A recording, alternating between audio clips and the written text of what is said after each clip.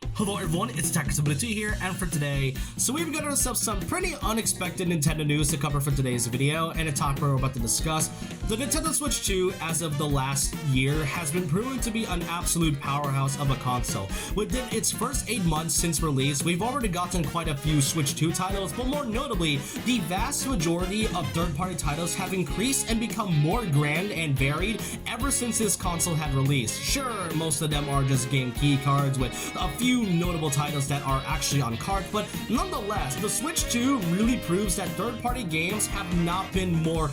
better when it comes to its variety. Recently, we've gotten Final Fantasy VII Remake, and we are about to get Rebirth by this June, but then recently, Resident Evil 9 Requiem was also added to the Switch 2, and from what I could tell, it runs very well, which really goes to show how powerful this new system is compared to the original Switch. And it seems we're already getting another title that was initially a PlayStation exclusive and is now being added onto this new system. It has now been confirmed that Kena: Bridge of Spirits, a game that was initially a PlayStation 4 and 5 exclusive title but then got ported later on onto Xbox and Steam, has now been confirmed by Ember Labs, its developers, that it will be coming to the Nintendo Switch 2 by this spring. This was confirmed on their official Twitter that this game would be added onto the Switch 2 by this spring. I would assume between like March to May. I would mostly think April to May at that point, but yeah, this was quite an unexpected announcement made by Ember Labs, and I personally never played Kena. I did cover the fact that Kena is indeed getting a sequel by the name of Kena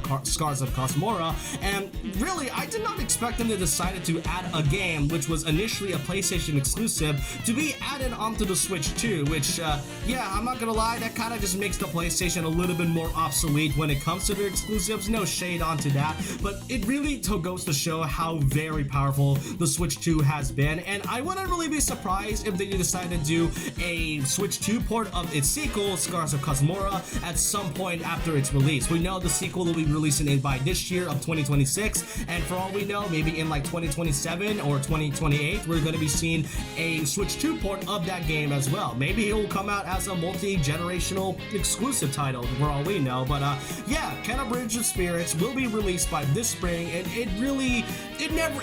amazes me how much this new system has been adding games that were not initially supposed to be running on the Switch 1, but